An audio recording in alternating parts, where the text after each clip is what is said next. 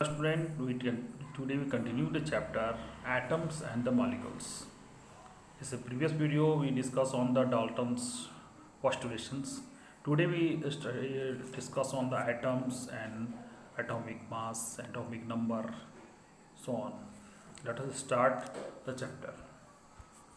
बच्चों, जैसे मैंने बताया कि हमें इस चैप्टर में पढ़ना एटम्स के बारे में, जैसे कि तुम जानते हो जितने भी अगर बिल्डिंग बनता है तो उसमें जो बिल्डिंग ब्लॉक्स होते हैं, ठीक है, दैट मीन ईट को जो हम लोग बोलते हैं, वो सबको जोड़ जोड़ कर क्या होता है, एक बिल्डिंग तैयार होता है।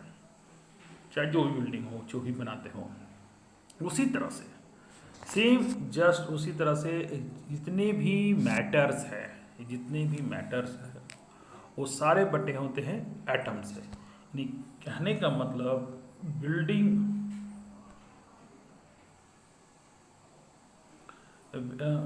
ये हो गया, building block of the all matters are the atoms. यानी बिल्डिंग ब्लॉक जितने भी मैटर क्रिएट हुए हैं वो सारा का जो अगर हम लोग बात करें उसका जो बिल्डिंग ब्लॉक्स हो गया वो ही एटम्स कहलाता है। तो एटम बहुत छोटे होते हैं, उसके size very atom very small, they are smaller than anything than we can not be compare with in. उसको इतना छोटा होता है, बहुत छोटा। यानी कहने का मतलब उसको जो हम लोग रेडियस जो होता है वो उसको नोटेट करते हैं नैनोमीटर में। यानी कि 1 × 10⁹ से जब डिवाइड करेंगे तो उसको हम लोग कहते हैं नैनोमीटर। इतना छोटा होता है। यानी कि atom is very small, they can not be they are smaller than anything of the imaging the compare with. वो जितने भी हम लोग बात करें उससे सब छोटा होता है, ठीक है। अब आता है कि ये जो एटम्स की जो खोज हो रही थी, तो उसमें खोज जब हुआ तो उस समय जो ये डाल्टन जो थे वो क्या किए कि फर्स्ट साइंटिस्ट उन्होंने यूज़ किया सिंबल को, कि जितने भी एलिमेंट खोज रहे हैं तो उसका कुछ तो सिंबल कोई हो, तो उन्होंने सिंबल देना शुरू कर दिया। जैसे कि देखिए, हाइड्रोजन का ये सिंबल दिया, फास्फोरस का कॉपर का, गोल्ड का, कार्बन का, सल्फर का, लीड का, ठीक है, ऑक्सीजन का, आयरन का, सिल्वर, ये जैसे जैसे जैसे आ रहा है सारा का सिंबल। तो जब ये बात ब्रजिलियस को पता चला, जब ब्रजिलियस भी विज्ञानी थे, तो जान भी करते जितने लोग होते हैं सब अपना अपना एक थॉट देते हैं। यानी कहने का मतलब कि चूंकि एलिमेंट उस समय उन डाल्टन को लगा था कि बहुत ज़्यादा एलिमेंट की खोज नहीं होगी, लेकिन रोज नए नए एलिमेंट की खोज, आज तक आपको मालूम होना चाहिए 118 एलिमेंट है। तो अब 118 को सिंबल को याद रखना बहुत ही डिफिकल्ट टास्क होता है। इसी वजह से बर्जिलियस ने सजेस्ट दिया कि हम उसका क्यों ना हम उसका जो नाम है उसका ही इस्तेमाल करें, यानी दैट मीन्स अल्फ़ाबेट का इस्तेमाल करें।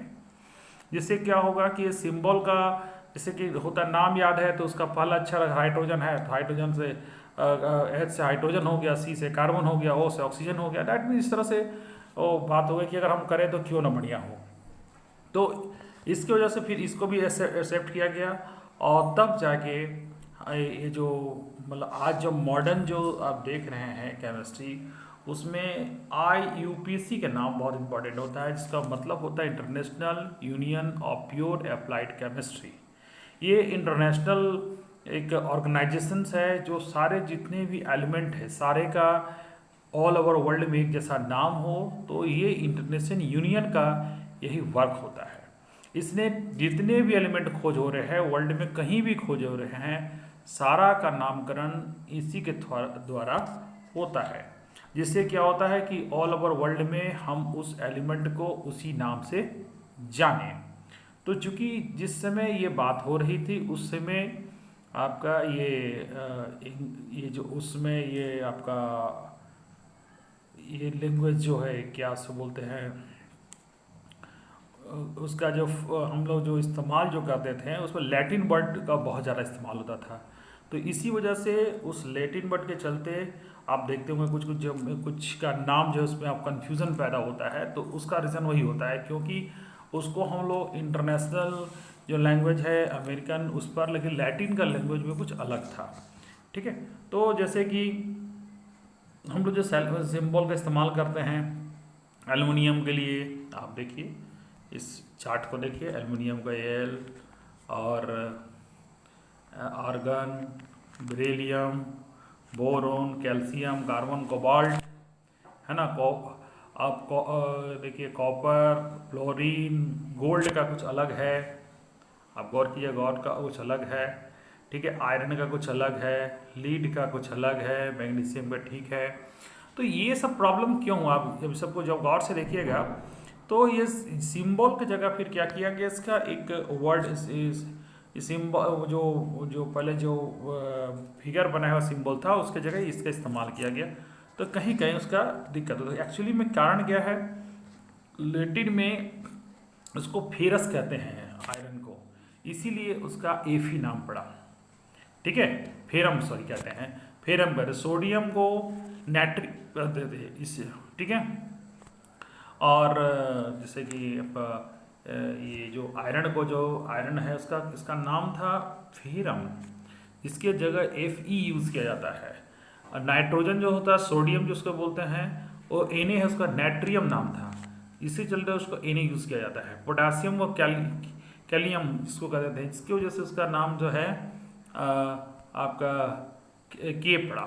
यानी कहने का मतलब है कि कुछ का आपका जो छोड़कर बाकी सारे का नामकरण जो है उसमें आपको दिक्कत नहीं होगा। कुछ जो वर्ड जो मैंने बताया उसको आप ध्यान में रखेंगे तो आपको किसी भी एलिमेंट का नाम याद करने में दिक्कत नहीं होगा।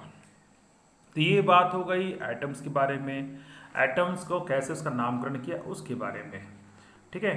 अब हम लोग बात करेंगे एटॉमिक मास के बारे में।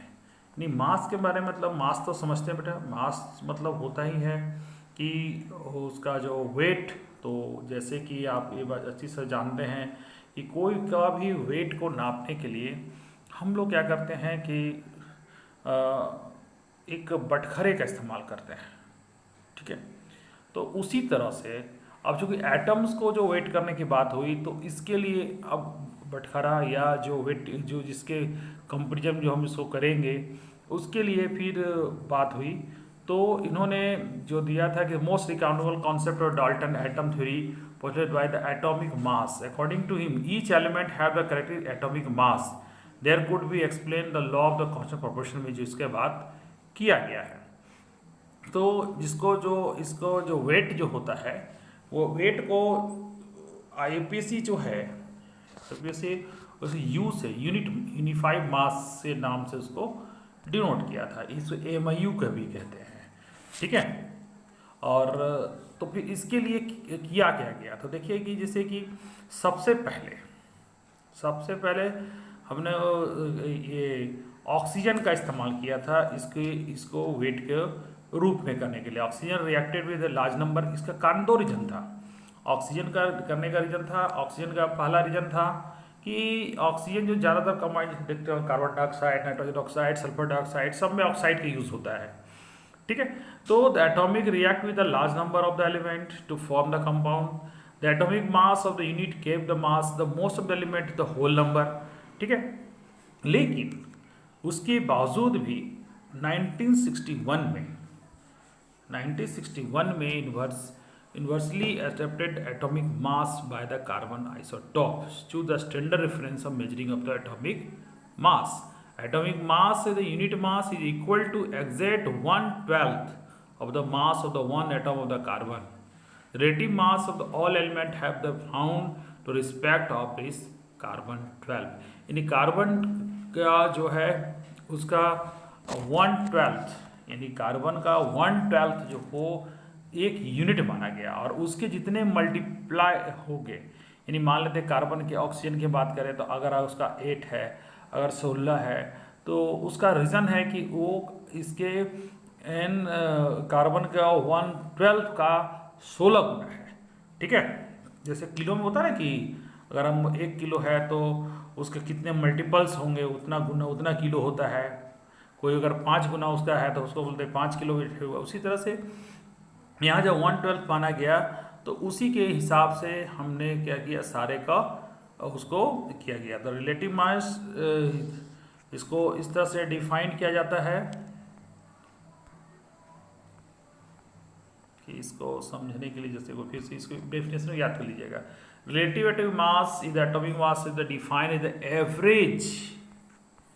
Average mass of the atom compare to the world 12th of the mass of the carbon 12।